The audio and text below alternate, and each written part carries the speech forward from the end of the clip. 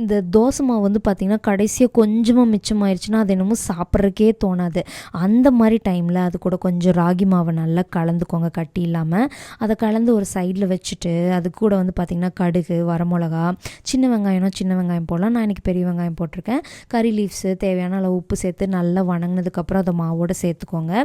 கொஞ்சம் கெட்டியாக அதை கலக்கி வச்சுக்கோங்க. அதுக்கப்புறம் இதுக்கு வந்து பார்த்திங்கன்னா கார சட்னிலாம் நல்லாயிருக்கும். நான் வந்து தக்காளி வணக்கி அரைக்கிற சட்னியவே வந்து கொஞ்சம் ஆல்ட்ரு பண்ணி கறி லீவ்ஸு, மல்லித்தலைலாம் போட்டு ஒரு டிஃப்ரெண்ட் சட்னி ரெடி பண்ணிகிட்ருக்கேன். இந்த சட்னி வந்து ரீசெண்ட் டேஸில் எனக்கு ரொம்ப பிடிக்குது.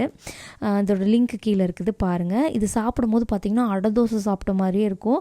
பழைய தோசை மாவில் நம்ம ராகி போட்டு இப்படி பண்ணியிருக்கோங்கிறது வந்து கண்டே பிடிக்க முடியாது. ட்ரை பண்ணி பாருங்கள். இதுக்கு முன்னாடி நீங்கள் இப்படி பண்ணுவீங்கன்னாலும் மறக்காமல் கமெண்ட்டில் சொல்லுங்கள். நம்ம சேனலை இது வரைக்கும் சப்ஸ்கிரைப் பண்ணி சப்போர்ட் பண்ணிகிட்ருக்கோம். உங்கள் எல்லாத்துக்கும் ரொம்ப ரொம்ப நன்றிங்க.